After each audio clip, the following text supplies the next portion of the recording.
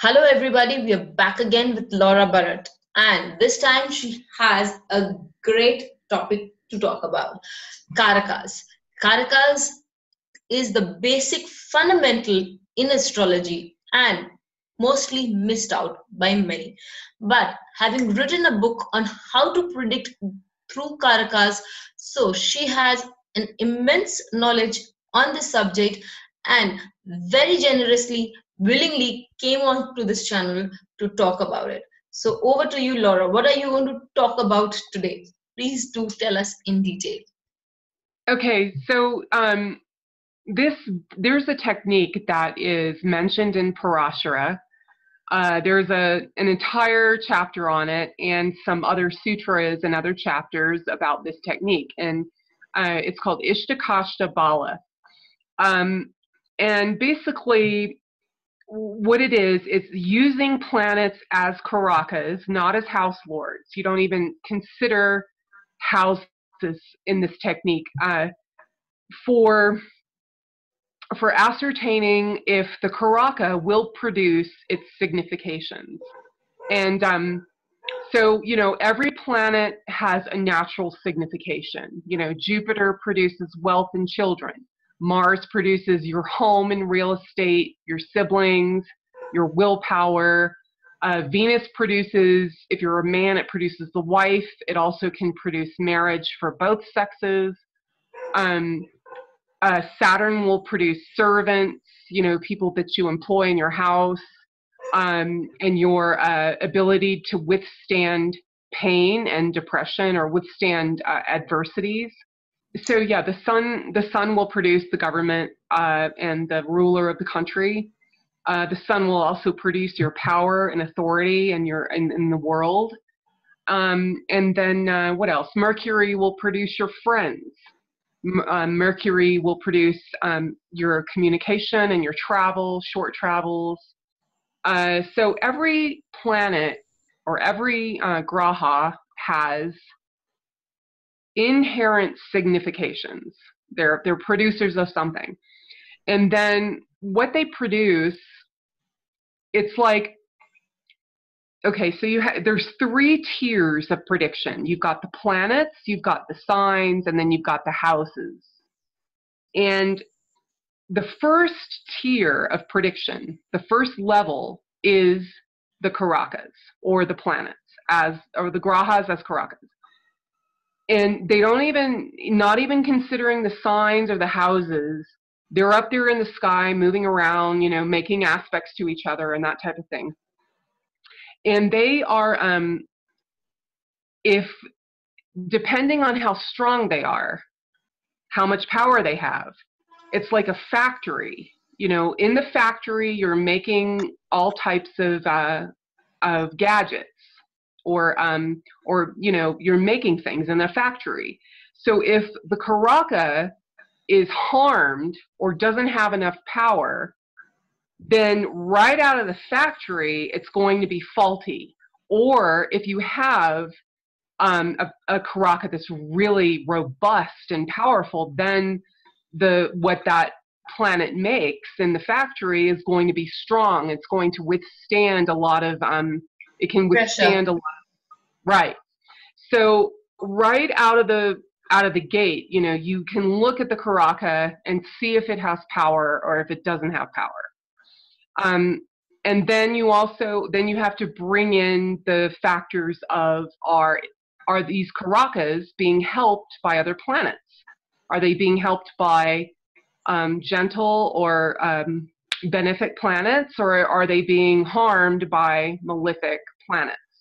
So this is a really good technique. It's simple, but it's very good. Okay, so we move on to. So why do you say that the foundation bhavas are 1, 4, 6, and 8? Yes. So a planet in. So let's say, okay, for an example, let's say you have Jupiter. You want to look at Jupiter for children, and you're running Jupiter dasha, and you want to see how Jupiter will produce the children.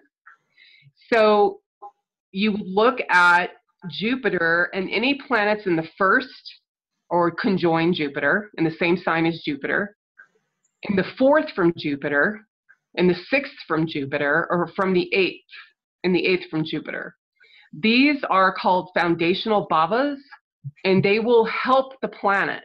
Any benefic planets in those positions will help Jupiter make its significations, will help Jupiter produce those significations. So yeah, those are foundational bhavas, and this is found in Parasha. They will support or harm that Karaka. And you will look at this in the relevant Varga. So if you're looking for children for Jupiter, you're going to look in the Saptamsha or the D7, and that's for children. And if for a woman, if you want to produce the husband, you'll look at that in the Navamsha. And that's just one example. And then another example is the sun for career, because the sun gives you your power and influence in the world. So the sun, you would look at those houses from the sun in the Dashamsha or the D10. But so yeah, that's how that works. Okay. So here we go. To Queen Elizabeth.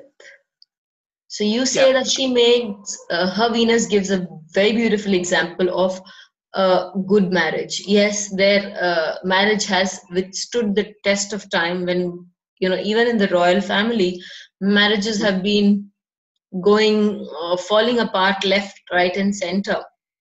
To start with, her younger sister's marriage fell apart, but they have been through thick and thin together, and for so many long years, nearly 70 years. So how does that qualify? What you would say for that? Okay, well, she's been, she was running Venus dasha when she married him. She was running Venus in Vimshodari dasha or Mahadasha. And this is also important too. You find there's a person's chart can qualify for several different dashas or nakshatra dashas, and you have to look at all of them. And let's say you want to predict for marriage. So marriage would be Venus for a man, but it can be Venus and Jupiter for a woman. So she was in Venus Mahadasha when she married Prince Philip. And she married him on November 20th, 1947. And so let's just move on to the next screen, and I'll show you. Okay, so 1947, November. She's in Venus Jupiter. Okay, so in this technique, we look at the benefic planets that help the Karaka. And the benefic planets are Jupiter, a waxing moon, Venus, Mercury if he's alone or with a benefic, and yeah, that's it pretty much. Okay. And so she was running Venus Jupiter, and in her Navamsha. So this is the Navamsha, and just for records, Laura has a very unique and a very interesting way of analysis.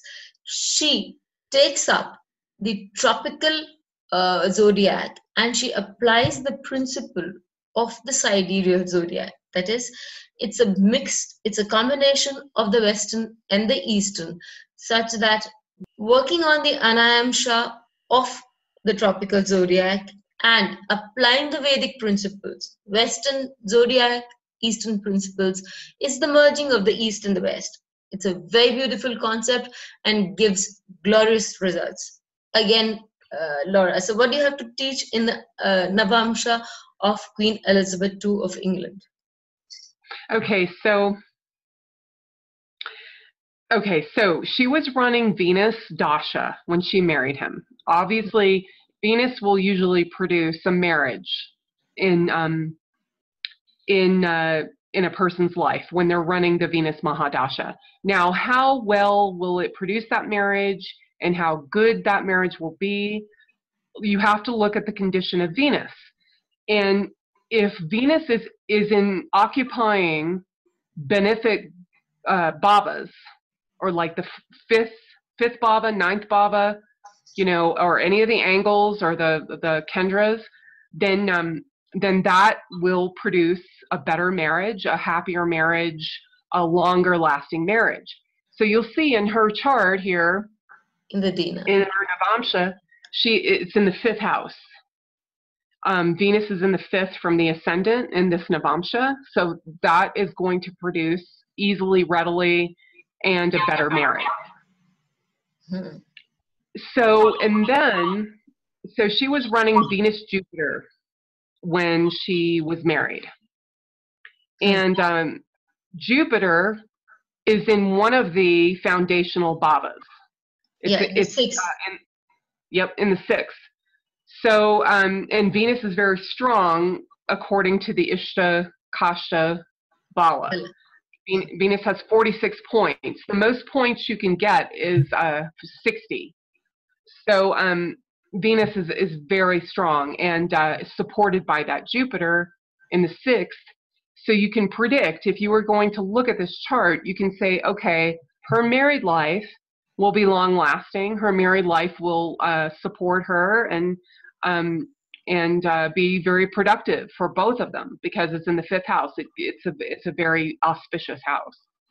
So so yeah, that's she got married in Venus Jupiter, and you can see that.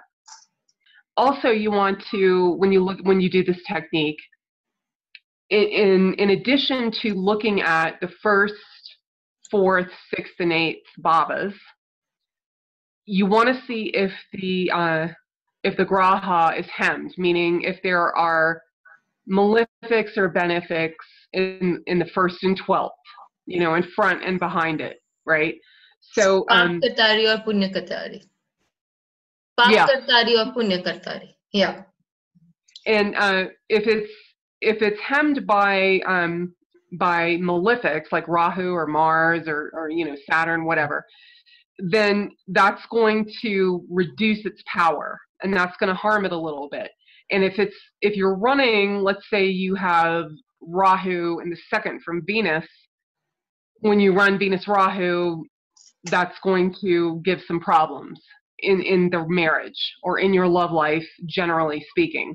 But Rahu, you know, Venus Rahu is problematic anyway. You know, when you run Venus Rahu or Rahu Venus, that's kind of a difficult time in anybody's life.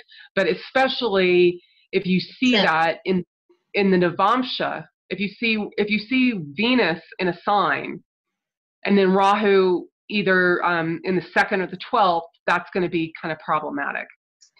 In contrast, if you have benefics, let's say you have, she doesn't have anything in here. She doesn't have any planets hemming Venus. But if you did, if she had Jupiter behind and Mercury in front, then that Venus would be definitely supported even more. So she could run Venus Mercury if Mercury was in Sagittarius or, you know, in the second from Venus, then you could predict that something great in her married life would happen then too. So that's how that works. Okay. So it's fairly easy. And for those people who do not know about Ishtafala, Kashtafala, if you're using Jehora, Jehora also gives you Ishtafala, Kashtafala. Most of the softwares give it to you in a calculation which is easily available. So for you, if you do not know how to do the calculation of Ishtafala and Kashtafala in terms of Rupa, then you really do not need to be worried. It is available on the softwares. So we move on to the next chart of Bill Gates. So what are we going to see from Bill Gates' chart, Laura? Okay, so here we're predicting, this is a man who just came from kind of a middle class background. and went on to become one of the richest, most successful men in the entire world by developing Microsoft. And we're looking at the time when Microsoft really took off, when he developed everything. So the first step is to see all of the nakshatra dashas that he qualifies for, and he's got Ashtodari, Shodashtodari, and Vimshodari. Okay. Now, so to predict a rise in career, we want to look at the sun, and for this technique, based on the Karakas. So he was running Sun Mahadasha and Ashtodari Dasha during this time of spectacular rise of Microsoft. Correct. Okay, so the sun. So we move on to the D10 of Bill Gates, and what would you want to show us here? Okay, so Sun. let's get back here. Okay, since the career is being evaluated, we want to look at the D10. And in this, first we're going to look at what bhava the sun occupies. The sun occupies the first bhava. That's great. That's really good. Okay, that first 5, 9 is the best, and then 4th, 7th, 10th is secondarily better, or not better, but it's the second tier of a good placement for a sun in these Vargas. And the sun actually isn't that strong. It's only got 11 points of Ishta. And so now let's see here. If you see the Mercury's got 40 points, and it is supporting, it's in the 8th, as you just taught us, from Sun. So yes. Okay, so in November 20th, 1985, that's when Microsoft launched Windows, which is the operating system now for pretty much the entire world. And an incredible step forward, not only for Bill Gates, but for pretty much humanity. So at that time, he was running Sun Moon. And okay, so his sun is here in the ascendant, and then the moon is in the 11th house. Now, the moon isn't in a supporting house, but it is aspecting that sun. So the sun is a benefic for him. It's waxing. And in the Rashi, the moon is in the 6th. The moon is in the 6th. So the moon is in the 6th. It's a benefic moon. It's almost full, and in the 10th house of career, exactly from the ascendant. So yeah, this is very auspicious for him. You can really see, his sun wasn't that strong as far as Ishtakashta goes, but it was getting a lot of help from several planets. So, and even Mercury was helping it and Moon was helping, both giving so much of Ishtafala onto, as you said, that 1, 4, 8, and 12 are the helping houses. So even he has Venus in the first, 6th house has Moon, and Mercury's in the 12th. Yes. And another good to point out as well is because his sun is in Leo in the Dashamsha, so that's its natural place. It's Mula Trikona, its own sign. So he was going to do extremely well with this. Even though that sun's weak, he's still getting a lot of support from those other planets, those foundational supporting planets. So yes, and even when you look at Bill Gates' chart, there's so many things pointing towards success in Bill Gates' chart, if you use this, you can automatically see that this was going to be a very successful person, and then you just apply this technique in the different vargas, and you will actually see when that rise happens. And you have to use the conditional nakshatra dashas. In this case, he was running Ashtodari, I think. Yep, that's it. So if somebody doesn't know how to use the other dashas, generally people only follow Vimshottari dashas. Mm-hmm. So if they do not know how to use the other dashas, is the system operatable? Yes, well, if you have software there, it's going to calculate those nakshatra dashas for you. If you don't, I mean, it's all printed in Parashara if you want to calculate whether somebody qualifies for certain dashas or if they don't. And actually, I think the conditional nakshatra dashas based on certain conditions will actually tell you more about the person. They're all going to have an effect. If you qualify for other nakshatra dashas, they're all going to have an effect. I mean, you're gonna feel not just Vimshottari. Right. And that's perfectly understood. Yes, I understand. But if a person does not know how to calculate the other dashas, or it's not possible for the person, then we can also, just by applying the Vimshottari dasha, which is the most used dasha, we can do this calculation, right? So this is an incentive to the readers to try and, to the audience to try and to work on these this method also, because just using the Karakas to predict is so elementary and yet so prosaic, so very profound, that you don't really need to venture into any other area. Just the Karaka and the dasha system is enough to say that you're going to have a phenomenal rise in life. Anyway. Right. Yes, you are. Yeah. If you don't have access to any of those things and you can't calculate those things, you can look at Vimshottari dasha or just look at the Karakas. If you have Karakas that are in problematic houses like the 8th house or the 12th house, then right away you can see that Karaka is going to have some problems, especially the 8th house. If you have a planet in the 8th house, there's going to be some problems with that planet, no matter what. I mean, no matter, it's good for astrologers. Thank God.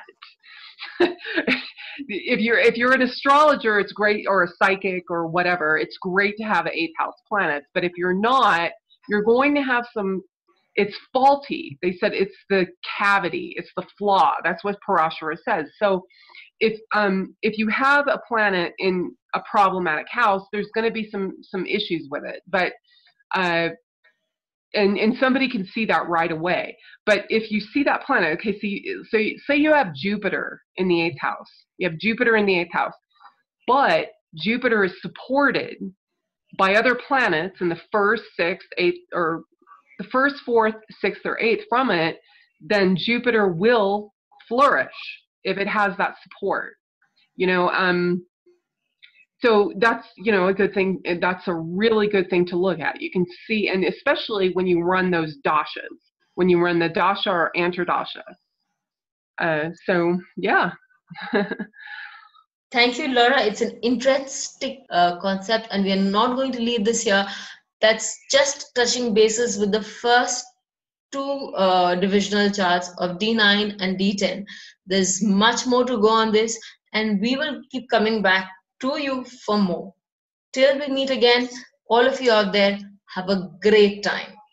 Bye for now. Yep, great time. Bye.